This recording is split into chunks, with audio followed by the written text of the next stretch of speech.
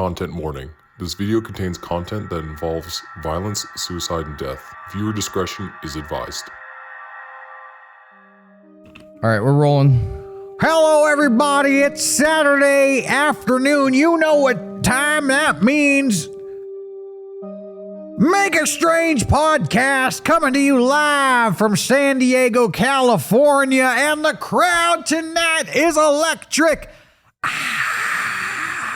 Sorry, I'm going to soak this in for a second. What? I'm soaking in the crowd for like 20 minutes. Sorry, we just got done watching wrestling, and now we're doing this podcast. Yeah, and about I'm in wrestler mode, Yeah. but we're not talking about wrestling today. Thank you for joining us, everybody, for another episode of the Make a Strange podcast. We're going very, very mega strange. Yes. We're talking about arguably the most famous cult in America. I was trying to really think Arguably. like which cult would be maybe more famous. This one's definitely in the top five. Definitely in the top three. Yeah, I guess the Manson family and that would be like my top two. We're talking about Heaven's Gate today. Jonestown, Manson family. America has a long history of cults. Yeah, it's crazy. Ever since this little Heaven's Gate cult came along in 1997, we really haven't talked about any other cults. Maybe there have been some. They just haven't quite risen to the height of notoriety that this one has. Famously, because 39 people in this cult offed themselves in a mass self-death event that happened right here in our hometown of San Diego. Yeah, I didn't know about that until my hometown, I should say. Johnny moved here from the East Coast. I actually, I brought it up to a couple of people. I'm like, oh yeah, I know we visited the house and all that shit. Excuse me. We visited the house and people were like, where'd you go? And I was like, oh, it was in San Diego. And a lot of people, I feel like they don't know that it happened here. Let me pause before we get into it. I want to totally change the subject real quick. Look at this, Johnny. We're going to put a picture of this up on the screen for everybody at home to look at. Hopefully you are watching this on the Mega Strange YouTube channel and you're subscribed to the Mega Strange YouTube channel. You are looking at what is known as the grandfather of fidget spinners. This is an Omni wheel. Omni wheel. Yes. I assume it goes in many directions. This is an Omni wheel. It's a wheel that's capable of going forward and backwards and side to side. It's a wheel that can go in any direction. It's used in like robotics and stuff. This Omni wheel was invented by a man named Joseph F. Blumrich, who was one of the higher up people at NASA. Okay. When he invented this, he claims that the Omni wheel is reverse engineered UFO technology. Oh shit. It looks like a UFO. He got the idea from a UFO. What UFO, you ask? Well, I'll tell you. See, this guy, Joseph F. Blumrich, he wrote a book in the 70s. It was called The Spaceships of Ezekiel. Okay. And he claimed that the prophet Ezekiel in the Bible, who claimed to have a vision of God coming down to earth in a vehicle that he called a Merkaba. Okay. Maybe you've heard of this? No. Well, he claims to have seen this in a vision. Joseph M. Blumrich says that wasn't a vision. Okay. That Ezekiel was visited by ancient astronauts. And that the vision, as it is described in the Bible, is actually a very intricate description of a UFO spacecraft. Blumrich wrote this book, The Spaceships of Ezekiel, where he was working for NASA at the time. Yeah. He sketches out the spacecraft as it is described in the Bible. Okay. And from those sketches was able to pull this design of the Omni wheel out, which he then patented in 1972. Okay. This book, The Spaceships of Ezekiel, and others like it at the time, another one most notably called Chariots of the Gods, I have info about that as well. Yeah, they all have this idea that ancient aliens visited people in the Bible. Yes. And not only that, but some of those people in the Bible were, I guess we could say, abducted by these aliens and taken away to heaven. This is the theory, the foundational theory of which Heaven's Gate, the cult, is entirely built upon. Yes. So, all that being said is just to say today we're going to be covering what Heaven's Gate, what were they thinking? What were they into? What were they thinking? What were they thinking? And what happened to them? Because what I find most interesting, Heaven's Gate, we mostly, all of us know how it ended. Yeah. Not a lot of people know how it started. And in doing my research, I found that their core belief, the foundational belief of the Heaven's Gate cult, was that humans did not have to die. That was the foundational core belief. You don't have to die. You can go to heaven without dying. That aliens will pick you up and take you to heaven. And they say that this has happened in the Bible. It's described in the Bible. And they thought it was going to happen to them. In doing my research, I found a lot of that as well. And like, now, at some point that changed, obviously. We're going to get into the story. We're going to talk about why it changed, when it changed. Yeah. And also I want to kind of talk about some of these aliens that are described in the Bible. What do they look like? How do they work? What I find interesting about this Bloomrick guy who invented this Omni wheel, he had read Chariots of the Gods, which suggested that Ezekiel's vision was a vision of a UFO. And he didn't believe it, because he worked for NASA and he set out to disprove it. And in his research and trying to disprove it, he convinced himself that it actually was a UFO. So we're going to look at the descriptions as they are, and we're going to see what these UFOs supposedly look like. All that, and we visit the house. Yes. Where the Heaven's Gate cult ended up. It is right here in San Diego. We tracked it down. We go on location, and we pay a visit to a local museum which claims to have a display of the Heaven's Gate crime scene, a recreation of the bodies as they were found on site.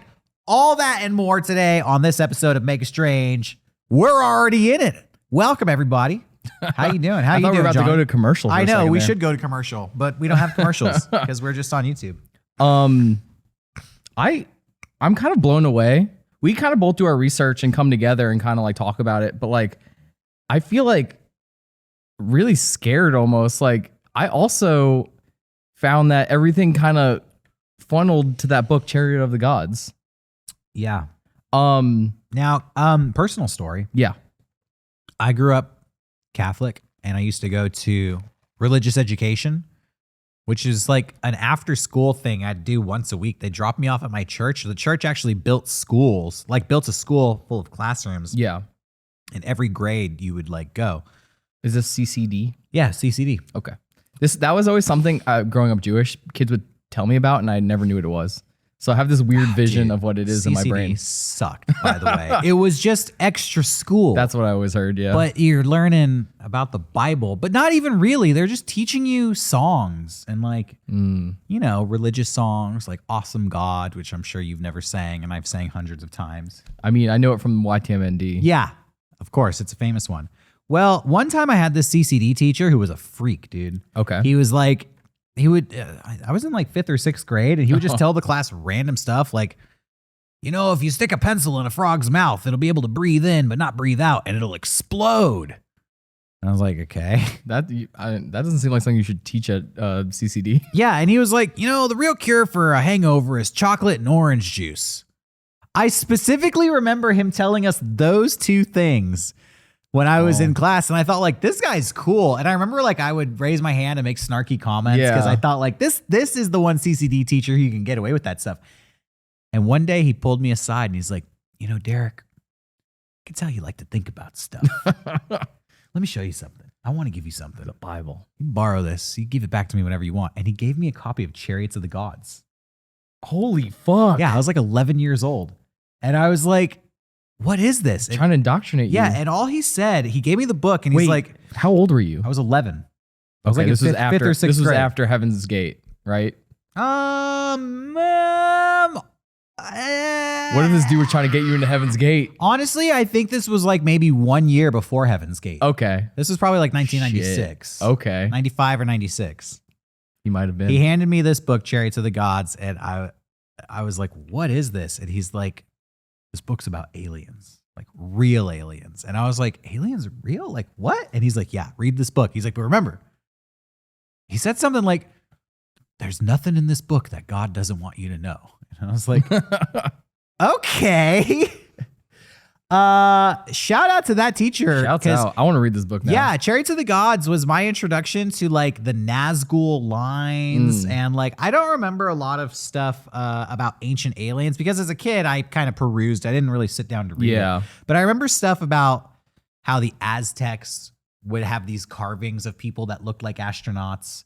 The Nazgul lines were these like giant drawings done on the landscape that you could not see from the ground, but could only be viewed from like high up in the atmosphere. And they would like, who was looking at these things was the question. Yeah. All kinds of weird stuff. How the pyramids align with certain like constellations and astronomical objects. All kinds of weird stuff in Chariots of the Gods. That was my introduction to this book way back in the 90s. Yeah, that's a lot. Should I get into some history here? Is that cool? Or do you want to start with your history? I have some 70s history here. Well, so this book I think is a good place to start. Chariots of the Gods. Yeah. It came out in 1968. Yeah. The book that I mentioned, The Spaceships of Ezekiel, came out in 1974. Okay. And this was about the time when the Heaven's Gate cult was being put together by the two founders, Herb Marshall Applewhite and a woman named Betty Nettles, I think was her name, Betty? Bonnie Nettles, yeah. But in doing my research, what I found, which was really important to understanding why people joined Heaven's Gate to begin with, and it wasn't called that at the time. No. They had a different name back then. Yeah, I'm not sure what it is. It's like, I think it was just called the UFO cult. Yeah, that's what people would call it. It was something lame. Yeah. But this book, Chariots of the Gods, this idea that aliens had visited Earth in biblical times or in ancient cultures, nowadays that's a joke. It's a meme. It's kind of passé. The dude with the big hair, like aliens, bro. Yeah. But back in 1968, that was a brand new idea. In fact, it was a revolutionary idea. It was, this was in the height of like the space race and Russia and America were just venturing into space. And this idea of space travel was brand new to the world. And this idea that maybe this is new to us, but has, just the idea of UFOs visiting us was a whole new concept in the culture. And this is where Heaven's Gate first started making waves. Yes. They would go to like colleges and, set up these talks and invite people to come listen to them. And I think that people would come almost as a joke because even honestly today, if I got a flyer that said like UFO cult having a discussion 7:00 today in the park, I might be like, yo, let's get a couple beers, go down to the park, listen to what the UFO cult has to say. I have a ton of info on this if you want me to dive into it. Dive into it, and then we're going to rewind and talk about how this all got started. Sure. Okay, let me take you back. It's 1975. You're in Waldorf, Oregon. Okay. You're a hippie. Nice. And you've gone through every new age thing you possibly know, and you're bored. You're like, you LSD, marijuana, meditation, and sex, but free love. You can't seem to find that. Like everyone talks Woodstock. about reaching nirvana, but you can't seem to find that, and you're getting pissy. Yeah, I just have a headache. You're getting really upset that you can't find nirvana, like all these books are talking about. Yeah, you're walking around with your hippie bros around the colleges, around the Haight-Ashbury district. And yo, is Jerry Garcia around here, man? And you see this flyer. Bro, what's this flyer? It says UFOs, why they are here, who they have come for, when they will leave. What? Should I keep reading? If you want to. Not a discussion of UFO sightings or phenomenon. Wow. Now it gets to brass tacks here. Yeah. 2 individuals say they were sent from the level above human and will return to that level in a spaceship. UFO. Within the next few months. When was this? This was 1975, September 14th, when the first meeting was. Within the next few months, this man and woman will discuss how the transition from the human level to the next level is accomplished and when this may be done. This is not a religious or philosophical organization recruiting membership. However, the information has already prompted a number of individuals to devote their total energy to the transitional process. If you have ever entertained the idea that there might be a real physical level in space beyond the Earth's confines, you will want to attend this meeting. So, I don't know if you want to keep reading or not. So you're a hippie. You see this. You've read Chariot of the Gods. Apparently, Chariot of the Gods was one of the top books in the 70s. Yeah, it was a bestseller. Yeah, so you've read Chariot of the Gods. My teacher gave it to me like 20 years later saying I had to read it. You've read Chariot of the Gods. You see this, and you're looking for that thing. And you're like, what's this I can't reach this enlightenment. Maybe it's something to do with aliens. You go to this meeting. There's like hundreds of people there, like you said. Everyone's like, oh, what is this? Let's go check it out. Let's grab a couple of brews. There's 2 people there named T and Doe, and they're telling you how to reach the next level. That you're an alien, you just need to unlock it. And that's the start of Heaven's Gate. Yeah, in a nutshell. I feel like I was waiting for the hammer to drop there. Yeah, I kind of lost it there. But yeah, they had this meeting, hundreds of people attended, and essentially they told them that they could reach this next level. Their initial cult was very based on like, if you get rid of all this your humanity, you will become an alien. All right. And then the aliens will take you. Hold on one sec. You're getting way ahead of it. Okay. You're getting way ahead of it because, yeah, you mentioned a couple things there. There's these 2 leaders named T and Doe. Yes. They claim to be aliens. And they say that they have a process by which you can join them on an alien journey into space. But who are these people and where do they get started? So T and Doe, those are the new names that were taken on and given to the founders of the cult, Marshall Applewhite and where is their name? Bonnie Nettles. Now Marshall Applewhite was apparently like a teacher and a youth minister. In my research, I learned he was he taught like musical theater. Yeah, he taught theater and stuff. Yeah, and Bonnie was a nurse at a hotel. Yes, a hospital. And they had a chance meeting in 1972 when Marshall visited the hospital and apparently just met her, and they had this cosmic connection where she was like, oh, I know you. I know you from a past life. Yeah. I really know you. Do you know me? And apparently Marshall was like, maybe? And she's like, yeah, maybe. Fucking yeah, maybe. I fucking know you, bro. I fucking know you. And he was like, yeah. Yeah. I know you. That's essentially what happened.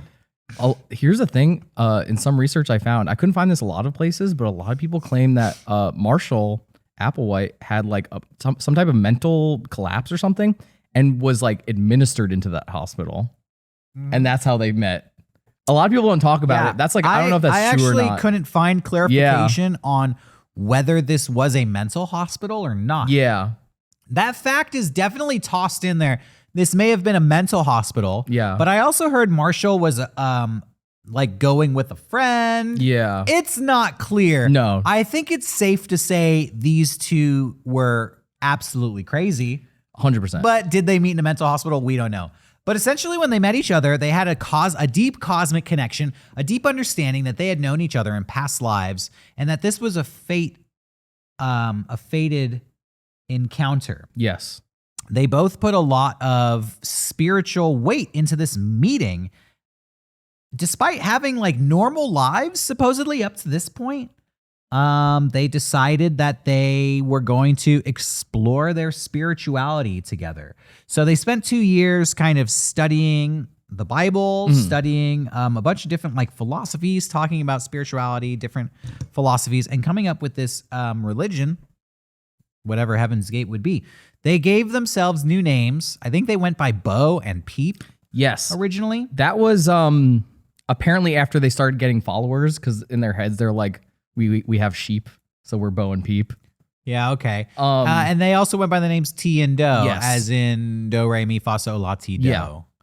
Now, it is my understanding that the woman, Bonnie, was the real leader of the cult. 100%. And that Marshall was kind of her spokesperson. She was the sage and he was the voice. People say that she had an aura about her that really was the selling factor for believing in Heaven's Gate. Something, they said like she would make the air sparkle around her. Yeah.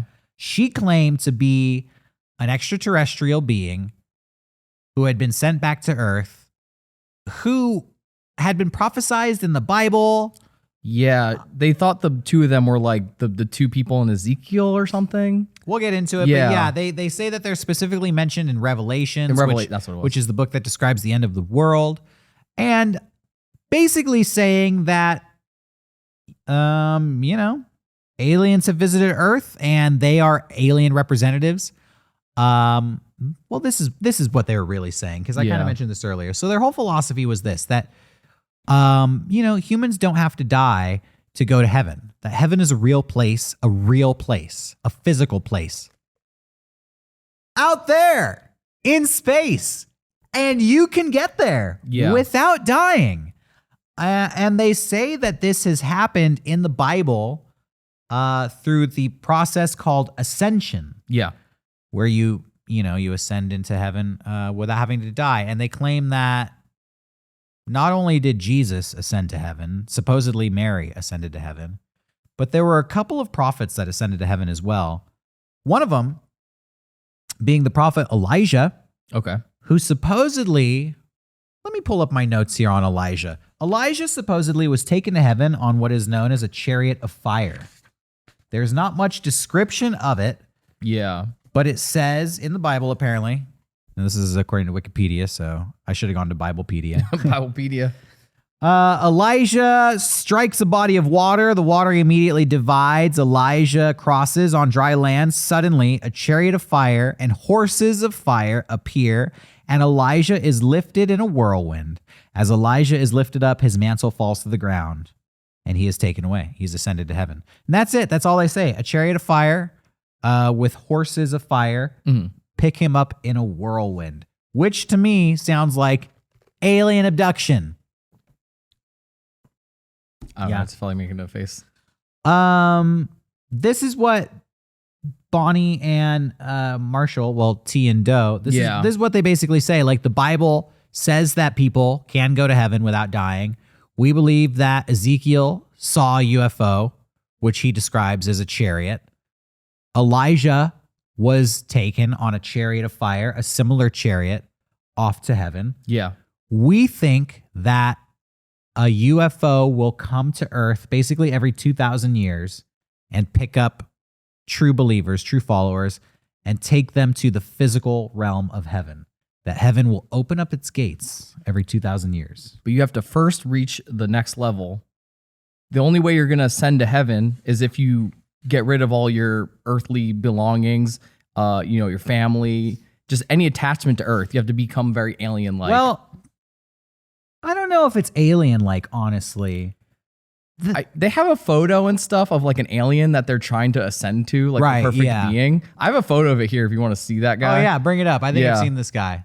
Yeah, that's to them. That's reaching the next level is looking like that. Yeah, well, this comes later. Yeah. I think originally these were the people who were going to pick you up. Yeah, and they were going to take you to heaven, and then they were going to make you into one of these people. Yeah. You essentially, these are immortal beings that humans will be transferred into, is the theory. Yeah. But a lot of what they were saying to reach that level, I mean, it's not that far removed from what a lot of religions pursue in their spirituality. They studied this thing called ascetism, which is a lifestyle characterized by the abstinence from sensual pleasures, often for the purposes of pursuing spiritual goals. So if you think of like people fasting. Yeah, they're like monks and stuff. Yeah, monks, exactly. People abstaining from sex, people not eating certain kinds of meats. Yeah. Kosher, whatever. Like, yeah, kosher. Definitely. there's so many religions that tell you to not partake or do the things that you enjoy, to deprive yourself of it in the pursuit of a higher spiritual awareness. So the fact that Heaven's Gate was telling their followers to do that, it wasn't that far removed from the things that these people were already doing in their quote unquote normal religions. Yeah, I kind of want to talk about this because it feels like in the early days of Heaven's Gate, whatever they were called, it didn't seem that bad. Like the only thing that really upsets me is a lot of the followers were told to like leave their families, and some of these people had children, and it's not even like these people were like dumb people. A lot of them had good jobs and good careers and were smart, and they just like left everything. Yeah. But it's not like what they were preaching wasn't like be kind and be nice. Like it was. I felt like in the early days of it, it seemed like just every other kind of hippie commune. Well, when we drove out to the Heaven's Gate house, I was kind of talking to you about the videos I had watched with Marshall Applewhite. And what struck me was this guy. You know, I think it's safe to say that he could be considered a monster for what he did, because he led 39 people to their death.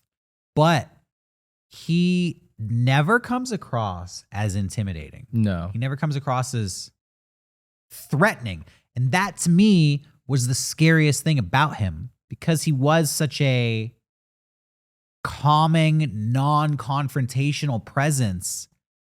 He has this Pied Piper effect of luring people to do things they should not be doing. And that to me was what was so scary about him. You know, like Jason Voorhees, serial killer, Charles Manson, even though he was very charming too. What am I trying to say? Yeah, when we think of monsters, when we think of people who are scary, Clive Barker talked about this. We think of people who are actively coming after you, who are threatening you, who are pursuing you. Marshall Applewhite was this different kind of predator who would lure you in and make you feel really lulled into a false sense of security. Yeah. And that was the scariest thing about him, in my opinion. Yeah, Clive Barker always talked about this, how the scariest people, when he was making Hellraiser, so I'm going to go on a short tangent here. Okay, go for it. They wanted to make Hellraiser or Pinhead like quippy and like a Freddy Krueger, but Clive Barker was like, no, he has to be really smart and like put together, because nothing's scarier than someone who knows exactly what they're doing. And I feel like that's a similar kind of thing. He's scary because he knows what he's doing. Well, yeah, I do agree with you there. I think that he definitely went off the rails at some point and took a lot of people with him. Yeah. Let's pause because we've been going for half an hour. I think we should go on location. I think we should show everybody the house that we're talking about. This is like a really famous location here in San Diego. An infamous location. It's famous all over the world. This is the mansion where the Heaven's Gate cult was discovered in March of 1997. We visited the location. We tracked it down. We talked about it on location. Let's show this footage, and then we'll come back and get into more of this story. This is us visiting the Heaven's Gate mansion here in San Diego. We are standing on location in front of the house in Rancho Santa Fe, San Diego, where on March 26th, 1997, 39 dead bodies were pulled out of this property in one of the most infamous events, notorious events in modern American history, the Heaven's Gate cult mass suicide. We're on location. It happened right up this road behind those gates. We don't want to get too close to the gates because there's a security camera there, and we're actually standing on the road in between 3 or 4 really wealthy gated off mansion properties. Maybe camera person, you just want to do like a swoop of the area here, give people a sense of the wealth and affluence in this neighborhood. It's very nice. It's very quaint. For such a dark event to have occurred. Johnny, you were tingling on the way up here. You were so excited to pull up. I got a bunch of info just in general about this house. Apparently, all these neighbors, after the event, pooled their money in and bought the property to just tear it down. So the actual house is not the same, but the location is the same. The address has changed multiple times. And also I learned, hold on, let me pull my notes out here. I think in 2017, this place sold for $4 million. So I think they built a new mansion. Apparently it's huge. Camera person, I'm going to take the camera from you. Yeah. Because from my angle, you can actually see a little bit. I don't want to see too much, but you could just see it. Part of the roof of the house poking out up there. That's the property up there. That's the fence line here leading up to this gate. Oh, excuse me, $2 million in 2017, according to Zillow, is how much this sold for. Yeah, I don't know. What's ironic about Heaven's Gate as a cult ending up here in this mansion is that they didn't even own this mansion. No, they rented it. It's also starting to rain right now. We had the best weather for this. It's so gloomy and sad. They rented this mansion after living the homeless lifestyle as a band of roaming vagabonds touring the country, living in like tents and shanties, preaching in empty dirt fields, parks and church basements for years and years and years, kind of rejecting wealth and money. They were told to give up all earthly possessions and kind of live this life where everything was deprived from them. And yet they came to this giant mansion in a really like wealthy part of town to do their final act. Yeah, I did some research. Apparently, it's not super well known, but it took about 3 days for them to kill themselves. I wish I could put that in a better way. But they had to do it in kind of groups of 15. It is raining here. We're going to go back to the studio and talk more details about the cult, what they believed, what happened in the aftermath. But for a second, I just want to take in the fact that 39 people lost their life on this location. Supposedly when it happened back in 1997, the neighbors around here had no idea what was happening when one police officer came up to this house. Supposedly the police had received an anonymous tip from one member of Heaven's Gate who had left the cult, but was aware of what they were planning on doing. And he had come back to this property to sneak in through a back door that had been left open. Yeah. Because they knew that people would have to come and find them. They left the back door open. This guy came in, he found everybody. He reported it to the police as an anonymous tip. One police officer came out here thinking it was a joke. I saw an interview. He said, I was going up to the door getting ready to explain why I was here. Hey, somebody's pranking you. He walked in that same back door, discovered 39 bodies. They started pulling them out one by one. These neighbors had no idea what was going on. Yeah. They thought a mass murder had occurred. Holy shit. Could you imagine 39 dead bodies get pulled out of your neighbor's house and you're thinking, is Jason Voorhees in the neighborhood? Is there a fucking serial killer here? How do all these people die? Yeah. Shouldn't be laughing. Well, I'm presenting it in a funny way. It's bizarre. Life is bizarre. To have this experience happen next to you. All these reports started coming out at the time because nobody knew what was going on.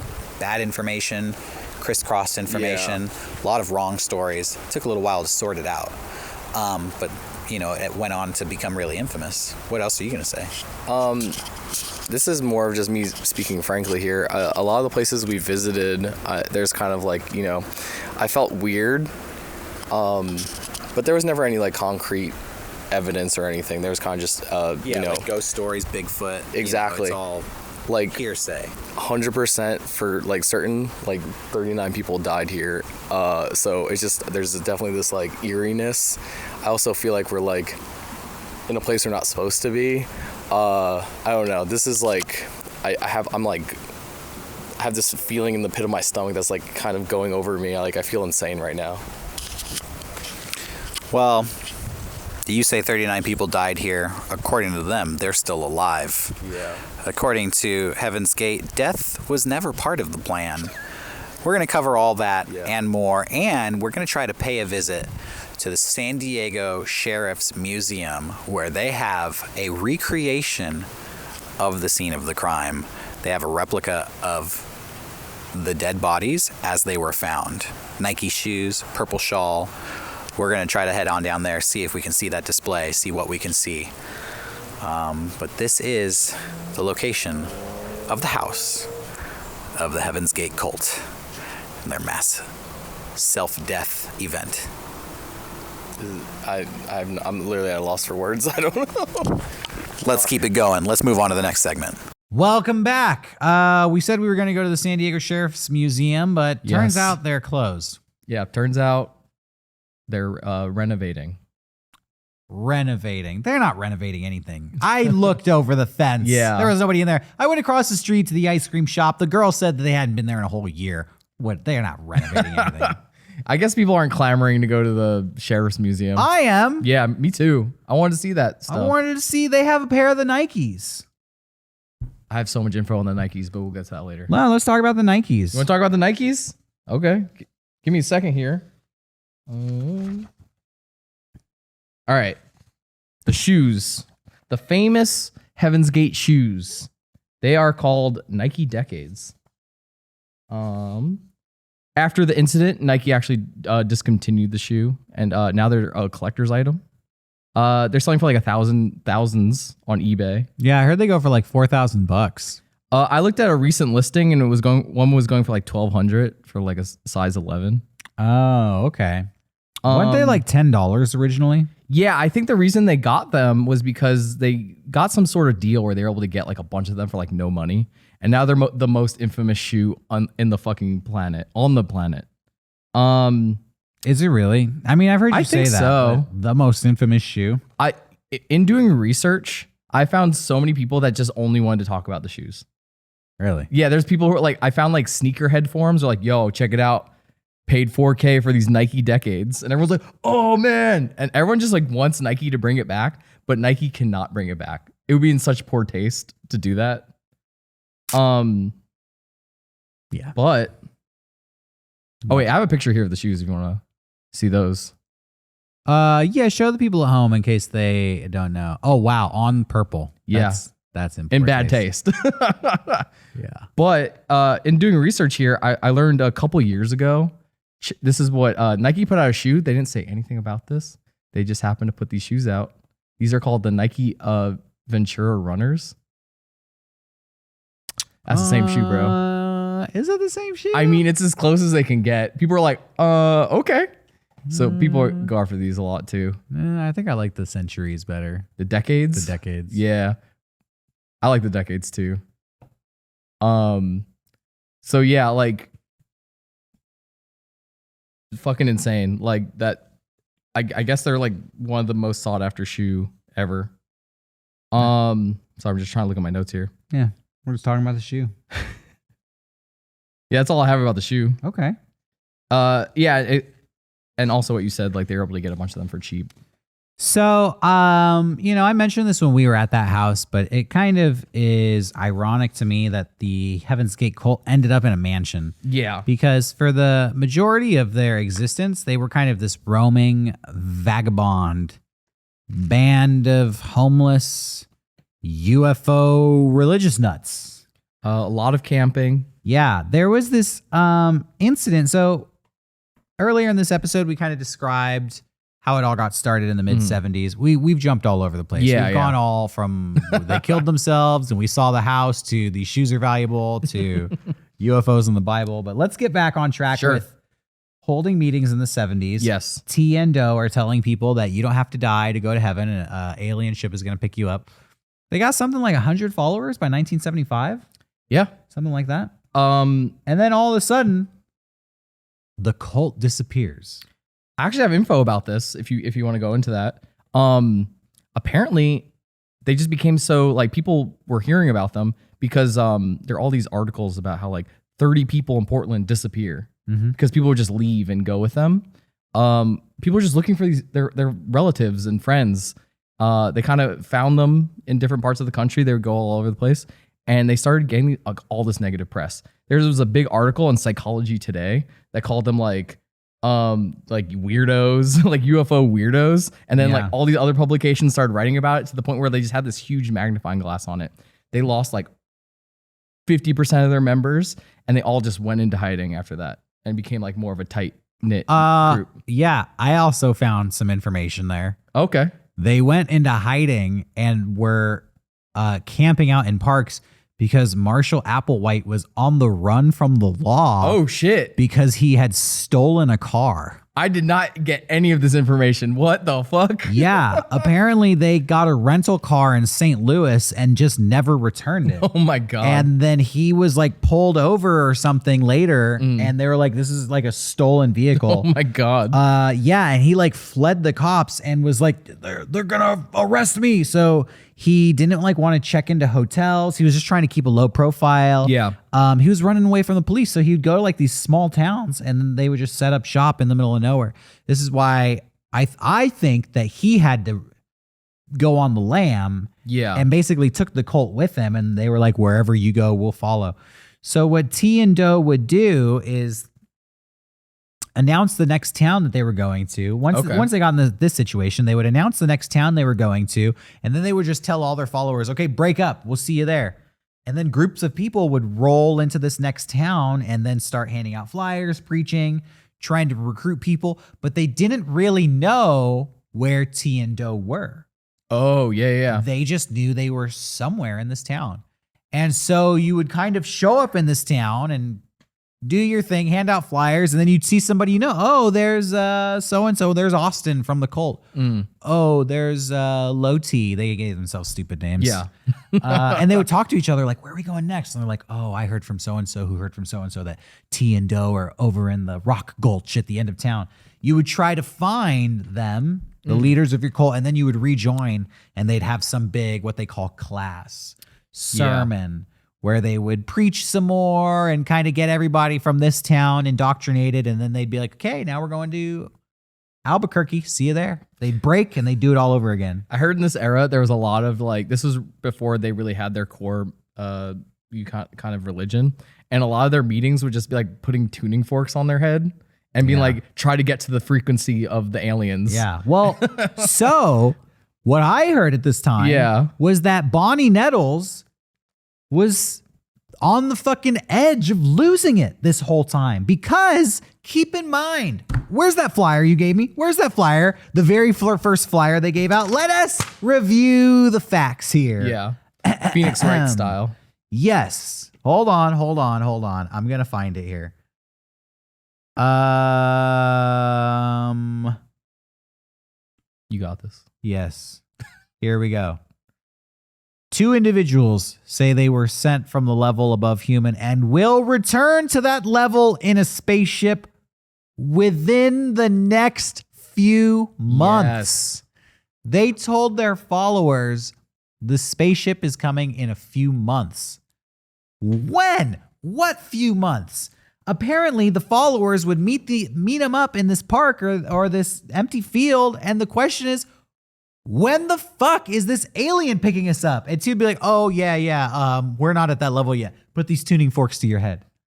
Okay, and I heard this story that the followers kept demanding, like, you keep telling us it's a few months. Yeah. You tell us you are this extraterrestrial that's prophesized in the Bible. When is this happening? And she finally gave a date. She set a date. And it was like, in 5 years. The spaceship is coming in 5 years. And the followers said, okay, 5 years, ladies and gentlemen, 5 years. Damn. And they signed up to do it for 5 years. And they did this shit for 5 years. And then guess what? 5 years came and went, and they had this, they went out to the middle of the desert. I heard this story. They went to some sacred meeting site. Nothing happened. Jack shit. No aliens. No next level, nothing. And T just had to say, the aliens, there's a problem. We're not ready. And at this point, people started to kind of wise up. Like, okay, this is a joke. You know, you joined this group when you're like 21. Now you're 26. Yeah. Are these aliens coming or not? Like, what's going on here? I thought I'd do this for a few months and go to heaven. Yeah. I've been doing this for half a decade. Where are we going? it's funny because like after that is kind of what I was saying is when all those articles also came out. So it was kind of like both of those happened around the similar times. So it's just funny to like it pretty much almost crumbled. Yeah. Like, and it's crazy that it kept going even after all that. Here's something I heard that was interesting. So they, T and Doe, Marshall and Bonnie, whatever you want to call them, they referred to themselves as these prophesized. They had a lot of prophecies about themselves. Yeah. And what they said was going to happen early on in like 1973 or 74, they said that they were going to get murdered in the streets. Yeah, they thought they were going to get martyred, yeah. They thought they were going to get murdered in the streets, and then they would be resurrected. And then that would be a sign that the aliens were coming. And they were kind of asking for it to happen, like, murder us. I hope nobody kills us in the streets, because that might just prove it's all real, because we said it would happen. Nobody murdered them. Once again, the prophecies that they had made did not come true. And all the while, Bonnie was telling people, yeah, I will be murdered, but I will be resurrected because I cannot die, because I am of a higher level and I'm going back to the higher level in this body without dying. Yeah. Remember, this is all based around ascension, going to heaven without having to die. The vehicle, as they said. Well, that came later because her followers, they believed that she was immortal. But guess what? I have some info about this too. Bonnie contracted cancer. Yes. And she had to have surgery. I guess it was like the tumor was growing and it was pushing on her eye and on her skull. Yes. And I think she had to have like an eye removed. And it left a big scar on her face. And this really went against what she had been telling her followers. She had been telling them that she was an immortal being, like essentially an angel, like an agent of God. And now she's walking around like One-Eyed Pete with a giant gash on her face. And you're thinking like, I don't know if you're as immortal as you claim to be. And the operation didn't cure her of her cancer. The cancer got worse. I think she died very shortly after that first operation. Yeah. It spread to her pancreas. Right. Yeah. And she died. She died. And I'll let you finish in a second here. I think to me, this is the turning point of the whole cult. Absolutely. This is when it becomes like the Heaven's Gate you know about. So, she is the leader. Marshall is the voice. She's the sage. Now he's the leader. Yeah. And something was really interesting I found out. Up until this point, you've already mentioned this. They weren't allowed to enjoy their earthly possessions. No. They weren't allowed to talk to their families. Nope. They were completely isolated. They weren't allowed to have sex. People who would join the cult as couples would be split up and isolated from each other. You wouldn't be able to see your boyfriend or girlfriend. And they would purposely pair you. They had like a buddy system in the cult, but they would pair you with somebody that they knew you didn't like. Yeah, like polar opposites. Yeah. So like somebody who loves Trump gets paired with somebody who loves Joe Biden. Yeah. Essentially. But when Marshall became the leader, he kind of had this moment of crisis. He didn't know what to do. He sent everybody home. Yeah. And everybody in the cult got to go home for one day. Yes, I heard about this. And that's when I think you start getting like the actual like 40 people. Like after that, like the core 40 that we know about now. Yeah, and I think there were more than 40. Yeah, I mean, at the end there were 39, but before that, I think there were a couple more. Yeah. Because the guy who found him was like the 40th member. He was like, I'm not going to do this. And then he came back later and he's like, shit. Found him. But what? That guy, his name is Rio. Famously filmed the house after he went back. Yeah. I have that video. It really fucked me up. Okay. Well, so I don't know if we want to watch it. Be showing that video. Yeah, but I don't know if you want to see and get your reaction. But there's like Brazilian music blaring. in this empty house. He's not saying anything. He's just going through. These people are psycho. And it's like it might be the most morbid footage I've ever seen. It well, like no, it fucked me up. I'm not in the mood to watch that right now. I'll be honest with you. Yeah. No, that's totally fine. I literally had to get up from my computer and like do something else after I saw that footage. Like I literally was like, this is not. That's Johnny brain for you. Yeah. Okay. You guys are out here being like, Johnny showing butt bungee. I found the thing that really got under my skin. That was my butt bungee. Wow. Seeing that footage. Okay. Anything else to say about the Rio video? No. All right. Well, getting back to the death of Bonnie Nettles. Yes. Yeah, this is interesting because, by the way, we're doing this podcast, but there are so many awesome podcasts and documentaries 100% out there about Heaven's Gate. I recommend a couple. One is done by the guy who did the Spooked podcast. Yeah, I don't know I think his name is Noah Glenn Washington. I might be Okay. getting that wrong.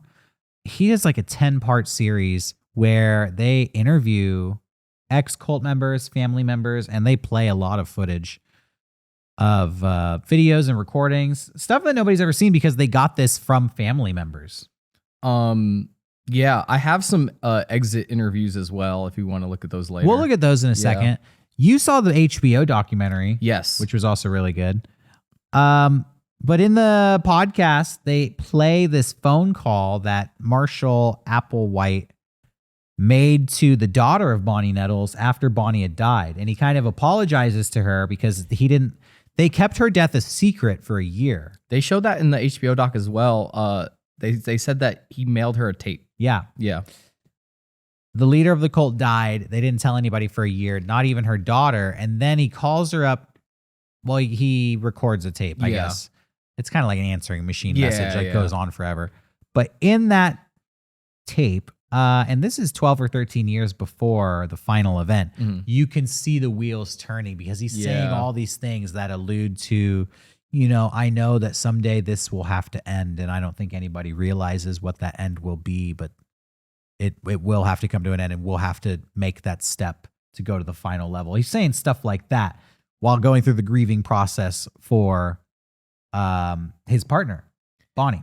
Yeah. They kind of talk about this in the HBO doc, and I thought it was really interesting. The pivot of like, this happens in Christianity too. Like the Savior dies, and then it becomes, more about the resurrection. Like that was kind of the pivot of this, is like she died, and now it's the pivot of like, we need to get on this spaceship. Yeah, it totally changed their views of ascension because they no longer believed that they would ascend to heaven in their earthly body. This was the big change because their leader always said, I'm immortal. I'm not going to die. I'm going to heaven. Well, then she died. Yeah.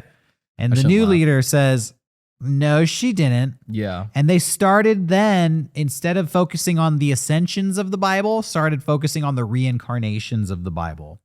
And they start saying there's all these people in the Bible who got reincarnated as other later people in the Bible. And this is kind of where it takes a big turn. Yeah, this is when they start going into like, I don't know. I think right before she died is when they got into their naming system, where they all their names end in ODY or OD, which I think meant like they're like a young version or they're still learning. But apparently when they ascend, they would go turn to odd, and they kept referring to themselves as the family of odd. So like, I think if your name, if we gave you one of their names, it would be like Derody.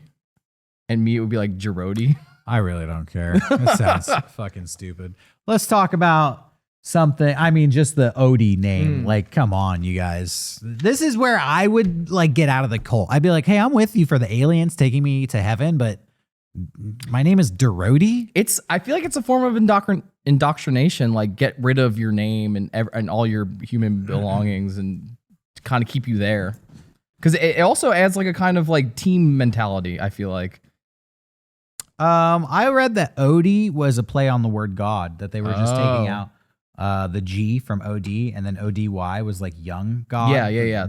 All this stupid Yeah, stuff. and they would become the OD or the odd when they instead of God. By the way, this all reeks of horrible 90s new age crap. I remember being a kid in the 90s when all these ideas were fresh and people would be like, oh, yes, we put Odie at the end of our name because it's like young God. And it's like, this is so cringy. Yeah. I'm sure he got some stuff from 90s self-help books. I want to pause and I want to talk. This is something I promised earlier in the episode, and now I want to deliver on it. Let's talk about these ancient UFOs. What did they look like?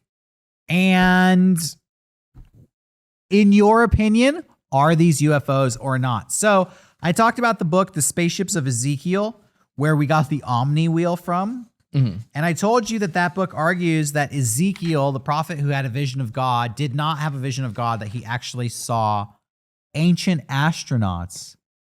I want to read to you Ezekiel's vision of the chariot. This is from the Old Testament of the Bible. Some people interpret this vision to be a description of ancient aliens.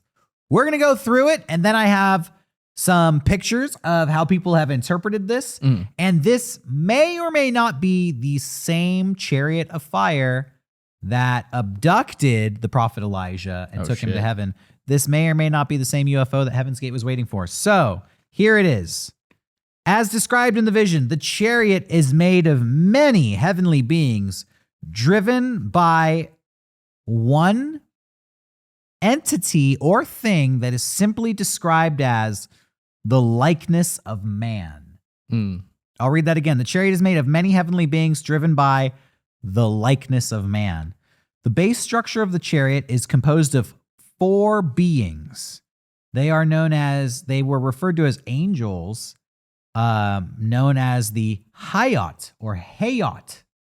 Okay. These angels, there are 4 of them, and each of them have 4 faces. I love when you get into the actual biblical design of angels. Yeah. They're fucking scary. These are, by the way, when you see scary angels, these are them. Yeah. This specifically, this ancient UFO, this is where we get scary angels from. Yeah. And I'm going to show you a picture. So there's 4 of these angels, and they have 4 faces. That means 16 faces total.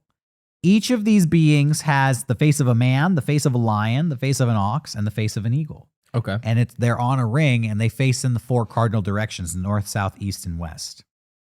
4 angels, 4 faces, a total of 16 faces. Each of them also has 4 wings. The wings spread across the length of the chariot and connect with the wings of angels on the other side, so that this creates a sort of box which forms the perimeter of the chariot. So again, scary. I am just describing these 4 angels that have 4 faces and 4 wings, and the wings connect in a grid that form the box and base of the chariot. So yeah, when you're at home and you're thinking about angels and you see a little like harp playing guy, no, it's like a fucking Olympic ring of hellish shit. I'm going to continue. All right. Yeah. So we're clear on these angels, the 4-faced angels, and their wings make this box. Are we clear on that? Yes. I'm going to move forward. All right. Below that, but not attached to it, are other angels that are shaped like wheels. These wheel angels are described as a wheel inside of a wheel, and they are known as Ophanim, wheel angels. I think they use that in Evangelion. These wheels are not directly under the chariot, but are nearby and along its perimeter. It says, okay, so then we have these interlocking wheels that are not quite underneath the chariot, but are nearby and around the perimeter. Okay.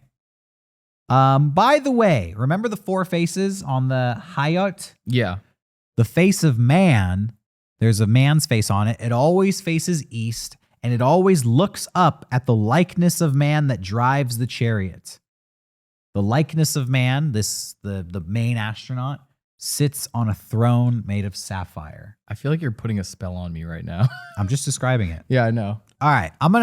There's one more element to this spaceship. Yeah. And then we'll kind of cover all of it. Okay. There's a third type of angel found in the Merkaba. Merkaba translates as chariot or chariot of the sky. These are called seraphim. These angels, this is crazy. Yeah. These angels appear like flashes of fire, continuously ascending and descending. Flashes of fire going up and down.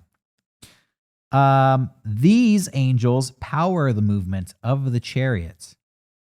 There's a hierarchy of these angels. The seraphim, the flames going up and down, are at the highest part of the hierarchy. That is, they are closest to God.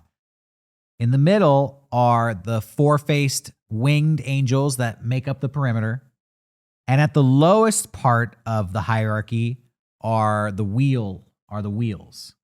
They say, now here's why Ezekiel says there's a hierarchy, and this to me really not sells UFO.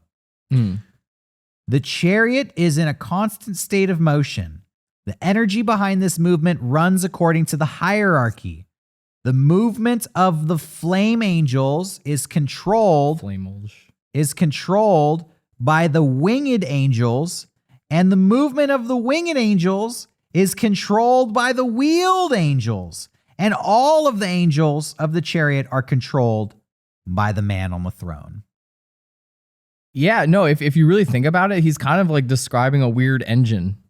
Yes. Like pistons and movement. Like, yeah, there's like, that's crazy. I mean, literally these angels are described as flashes of light that go up and down. Like that sounds like some UFO stuff. And then spinning wheels and then interlocked. Let me pull up the pictures here that I have of these. Sure. Check that out. Okay. That's one. You can see the wheel within a wheel. Terrifying. Here's another one. Now, both of these kind of represent this chariot as like disembodied. Yeah. I feel like these aren't integrated very well, and they don't kind of represent like a UFO. But I also think that these are like people in the Middle Ages trying to draw something described in the Bible, not having any concept of what a UFO is. 100%. Like they don't get the wings making a perimeter of box around this. They don't quite get it, in my opinion. But yeah. This reminds me of that Voyager episode where there's a world that moves really quickly. And so they're in front of a planet for like maybe a minute, but they end up being part of like the planet's like biblical shit. That sounds awesome. Because they were just in the sky for a little bit. Wonder where they got that idea. Yeah. And apparently this Merkaba, the likeness of man in it, could show Ezekiel visions of the future. Okay. And all kinds of weird shit. Give him information, stuff like that. So, anyways, yeah, that's the chariot. I love that. That's supposed, and we can assume that's the same chariot of fire that took Elijah to heaven too. Yeah, that's pretty cool. That's 100%. By the way, that's the UFO that I can only assume, thought was behind the Halley-Bob comet. By the way, yes. Do you know why they thought a UFO was behind the Halley-Bob comet? No. I do. Go for it. And it all comes down to a little radio show about cryptids and weirdness and strangeness. Orson Welles. No. I don't know. It was AM 600's Coast to Coast. Oh, shit. With Art Bell. Really? Yeah. It's so funny that this cult has like gone like 2 decades at this point. Like 70s, 80s, and 90s. I guess it's 3 decades. It covers so much. Yeah, right? like it freaks me out to the point where they got to that. Like Chariots of the Gods from 1968 to an episode of Coast to Coast with Art Bell in 1996. Yeah, that's fucking insane. So check this out.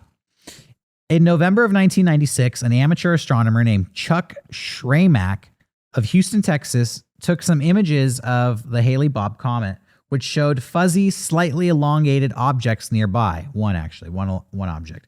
His computer sky viewing program did not identify a star, so Schramak called Art Bell on the radio program Coast to Coast AM to announce that he had discovered a Saturn-like object following the Halley-Bob comet.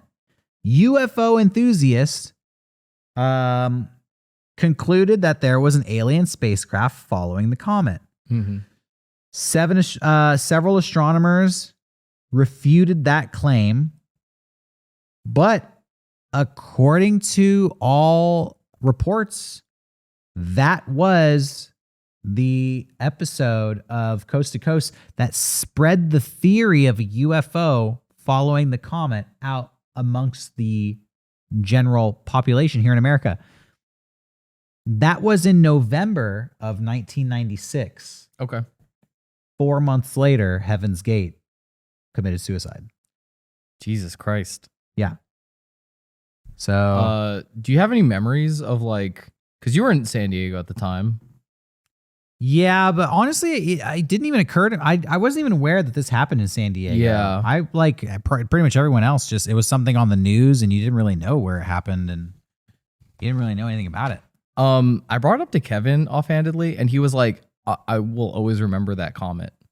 Because apparently like he looked up and saw it and then the next day it was like that all that news broke. I thought that was super interesting. I don't remember the comet. Yeah. I wish I did. I mean, I'm not going to see it again until I'm like 50 something years old. Yeah. Apparently the comet comes every 75 years. I didn't know that. Yeah. Is it different? Is that Halley's Comet? Yeah. Okay. Because in my head, like I was reading like Halley Bopp and I was like, is that the same comet? It or are they is. two different comets? Yeah, it's Halley's Comet. Oh. And now, back then it was just Halley's Comet. Yeah. And I always thought it was Haley Bob. Yeah. But apparently it's Haley Bop. Yeah. With two P's. I wanted to talk about the internet. Let's talk about the internet. We're on the internet. I don't think I really have anything else to say about, Heaven's Gate or I have a couple things. or the ancient aliens. Yeah, what's up? I want to talk about this. I thought it was super interesting. Heaven's Gate was kind of the first cult to have like a tool like the internet. Yeah. They were able to like get people to join their cult through the internet by having a website and all this stuff. Yeah, so that was like a new tool for a cult. Their website is still up to this day. Makes sense that a UFO cult would be, up to date on the latest technology. Yeah. I have a photo of their website here. Oh, we're going to look at the shoes again. This is their website. It's still up to this day. Yeah, I That remember looks this just like website. this still. This looks like a classic 1996 website. I miss when the internet looked like this. Colored font on a starscape background. A JPEG with hard edges just plopped right in the top corner. God, they don't make them like this anymore. So this stuff was like probably the most interesting thing I found, I think, for me, is I even found this article from 97 after the suicides had happened that from I don't know what magazine this is. I'll show it on the screen here. But it was an internet ratings section, and they said that the Heaven's Gate site was in the top 15 for entertainment and news in that month. So this is like, for me, this is like such a crazy snapshot here. Hold on, wait. The Heaven's Gate website scored a 2.7 in the top 15 of sites for news, info, entertainment category during March before dropping out of sight in April. Its brief popularity was driven by the mass suicide of the Haley Bob cult that month. Yeah, okay. Everybody wanted to know what they were about. Yeah, exactly. So like to this day, that website's still up. But here's the thing that I found interesting. Did you know that, I mean, you know this from running a website. It costs money to keep a website up. Mm-hmm. And they don't have any human belongings. How are they making money to keep this website up? Apparently, a lot of the members were all like these nerds. They're all super smart and a lot of them knew how to code. So apparently they were running a web design company from like wherever they were staying. The name of their web design company was Higher Source. I have a photo here of their website. This is Higher Source. This is like they would send this to clients and be like, we can build a website. Maybe Alienware was founded by Heaven's Gate members. Yo!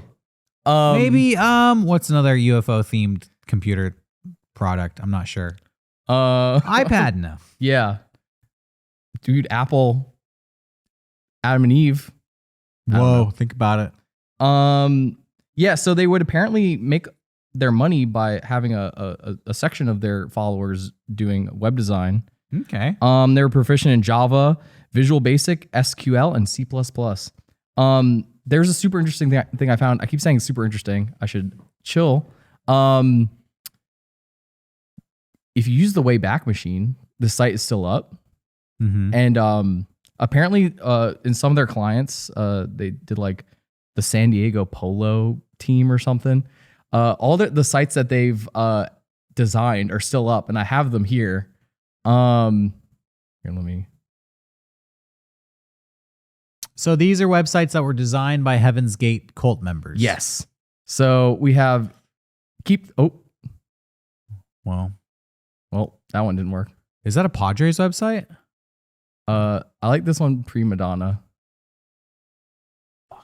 None of your websites are working. This worked flawlessly when I did the other day. It was San Diego Polo Club. What the fuck? These were so sick. I pulled these up the other day and they were really good. I'm really mad right now. Is our internet broken? What's going on? Yeah, I don't know. Oh, here. Yeah. Dude, the San Diego Polo Club. This website sucks. Yeah, right. That's kind of what I wanted to show you. The other ones were so good. I wish. Yes. Okay. Okay. Here we go. It's vaguely loading. Let me refresh. What is the Pre-Madonna? I don't know. This thing had the funniest header too. Madonna, 7 songs, 10 tracks, never heard before. Is this a fake Madonna album? I really don't know. They would like make these sites for people. Keep the Faith was pretty good. I hope that loads. The quest for love, happiness, and purpose. Prepare yourself for the journey unlike any other on the internet. I'll try to get better versions of these sites. I'm kind of bummed. They were working like really good the other day. Sometimes Wayback Machine is a little jank. Okay. Damn, that really bums me out. But this is their site and stuff still. This is all their cool. All their services. So, yeah, these guys, they program websites. Their website's great. It's a fabulous website. You can still find it on the internet today. We actually reached out to Heaven's Gate about this, and we got some links to some of their videos. They have a Vimeo channel. Mm-hmm. But yeah, I feel like we've pretty much covered the cult at this point without going too much into the events of 1997, which again, there are a lot of podcasts and documentaries out there that are very thorough. If you're more interested in the beat by beat what happened to the members of the cult, you can find that in other places. Sure. But I've really enjoyed covering some of the more fringe topics surrounding Heaven's Gate, what they believe, why they believed it, a little bit of their history. Mm-hmm. What else do you have to show us? I have some exit interviews. I mean, like, it's hard because I do have kind of a tour of the house afterwards, but I don't know if that's too gruesome. But I'm down. Yeah, we already talked about how we don't want to watch that. How it bummed you out for the whole day. No, it was a different video from the news. But I'd like to watch some exit interviews if you're down. Sure, let's do a little bit of exit interviews. What are these people who left the cult? These were the people. Exit interview these are the people that were found. One of the 39 people. This was being interviewed before they exited. I thought this was like, I hate Marshall and I'm leaving because he's a dick. No, they were. This is just them talking before they're gonna go to the ship on the Haley Bop. So this is Custody and Sorority. Okay, we're going to begin our interviews today with Sorority. How long have you been in this classroom circumstance? I've been in here since Valentine's Day 21 years ago. Okay, and is there anything in particular you These would two like look to like say? they would develop a website. What would I like to say? Oh goodness, there's so much I want to say to you. Well, just about anything that would be of any significance to you.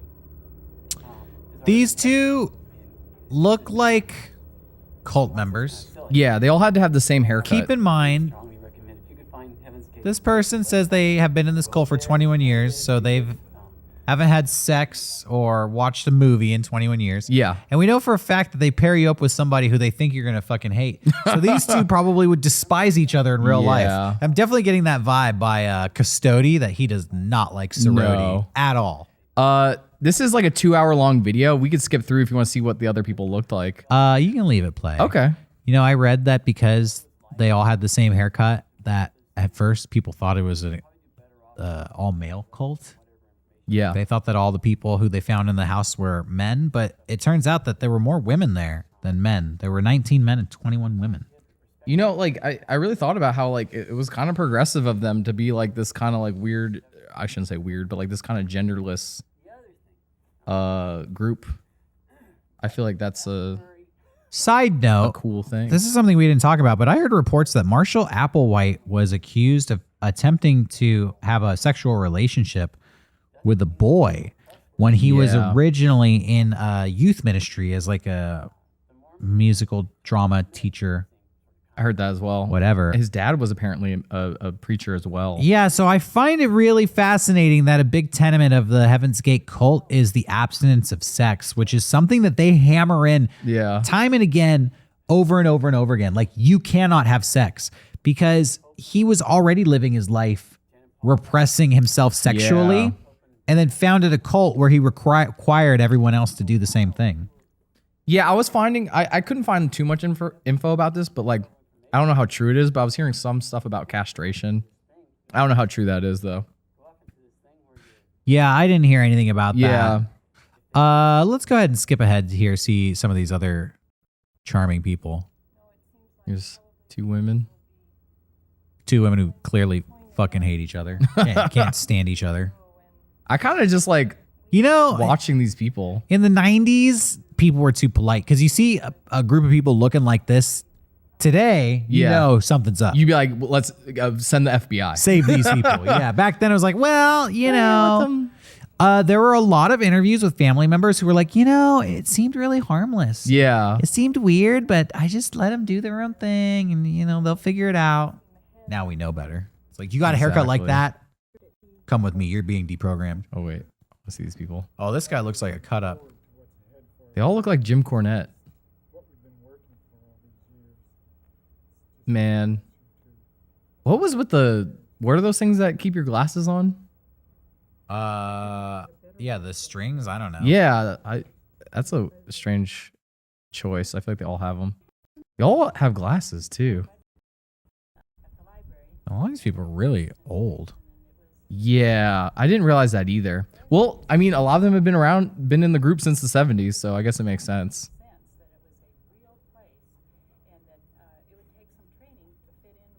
Yeah, the more research I did, the more I learned that they were all kind of just a bunch of nerds, and it made me really sad. Well, you're telling me that these people are like really intelligent, but one, their websites look like crap.